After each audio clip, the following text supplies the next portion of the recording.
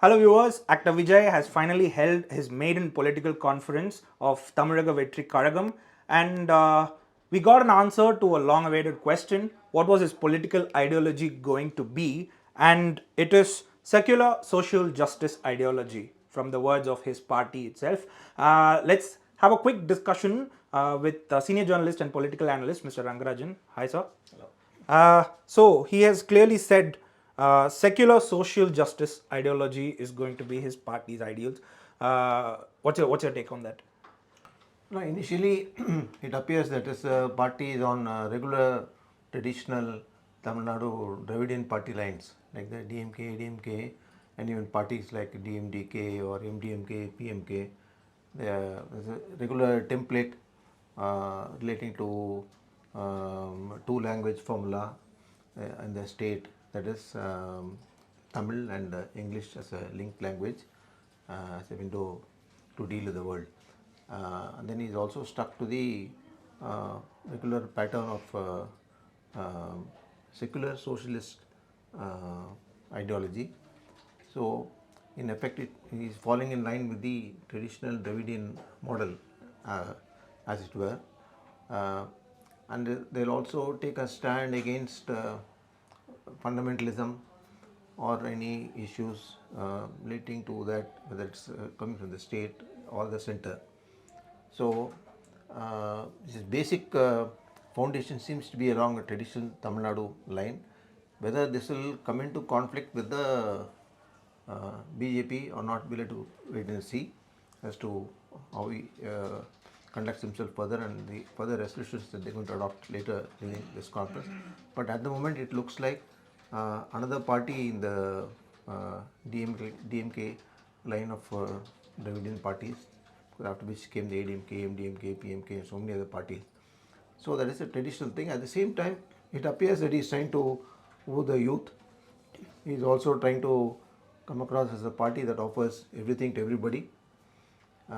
There's some difference when it comes to reservation policy. He seems to favor a proportional representation based on a caste census, which is advocating a caste census on the basis of which population figures for all castes will be arrived at, and then till such time as casteism is removed, he is suggesting a proportional representation based on population, which means that all 100% will be covered under the reservation as per caste formula. Right now, the percentage is only 69%. So, let's wait and see what is the response to this from some other parties, which has also been suggested earlier by Patali Makal Katchi. The other parties are yet to express their opinion about that. So we'll have to wait and see how things go on. At the moment, there are no major surprises.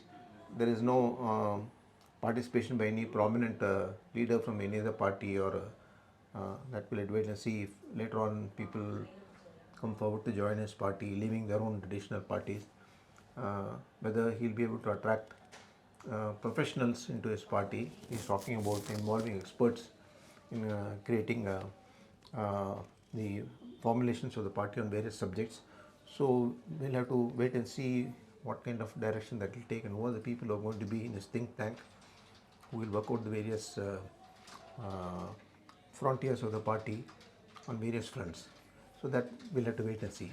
But right now, it looks like only the core of the party is on the stage, nobody else. Unlike Mr. Kamal Hassan, who had a lot of his film industry colleagues on stage when he launched his party. So, do you see this as an advantage, or does it show that Vijay is really serious about what he's doing, or like how do you see this? At the moment, initial response from various colleagues of his in the film industry, they've all welcomed his new party. That doesn't mean that they're going to join it, but there is a broad, what do you call, a goodwill phase, where other colleagues have extended their good wishes to him. It's not known whether some of them will support him. In course of time, it may happen that some of them are willing to join, but any new party will always provide an opportunity for various persons looking for some posts and positions. All posts and positions are vacant in a big new party. There are district units, and there's a central unit. So there will always be some aspirants who will look forward to be a secretary or district president or being part of the organizational setup. So we'll see trickling in the next few days of people coming in and trying to knock at the doors of his party. We saw it in the case of Tamil Mandala Congress when it was formed, and MDMK, PMK. So in the new party, it will always happen that there will be some aspirants who will try to troop in. Right. And he also seems to be emphasizing on clean politics, which is not something new. Several of them have done it, especially in Tamil Nadu, like even for Annamalai for that matter, has been attacking the ruling party based on corruption only. So, is clean politics the only route for the third players to enter the Tamil Nadu political scene? It's already to talk about clean politics. It's very difficult to run a party without getting donations from various corporate bodies and so many other people. We have seen it happening in so many cases. Even the BJP is caught in the big scandal relating to enforcement directorate, raids against several companies. So those companies later coming up with donations to the ruling BJP. Similarly, they made donations to various political parties. So as long as the present election system continues, there will be a big stranglehold of big corporate companies and people who offer money donations to various companies, and after the election they will try to seek some favors in return for the donations they made to these companies. So the nexus between business and commerce and politics will be there. Unless the election system is totally changed throughout the country, the BJP, which talks about one nation, one poll, is only one segment of the election reform. If electoral reforms are to be fully undertaken, you must have state funding of elections and a total bar on political parties having these big conferences like this for election campaign. And there will be only a broadcast over the official media, and free pamphlets will be given by the election commission and delivered at every door. The flyers or the electoral promises of each party and every candidate will be delivered at home.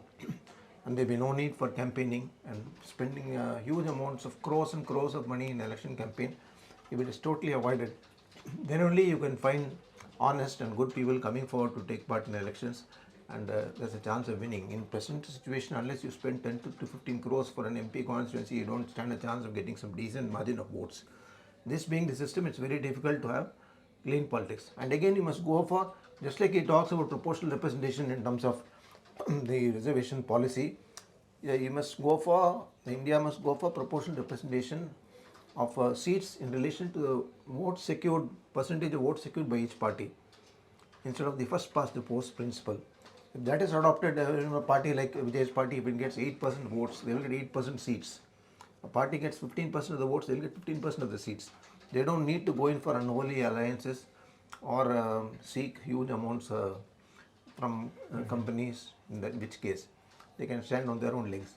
If that election system with state funding of elections and proportional representation for each party is brought about through electoral reforms in the country, which has to be done by the union government, unless that is done, you cannot really try to bring in clean politics, because there will be pressures and pulls from donors and corporate companies. Okay. Thank you so much for your time. Thank you.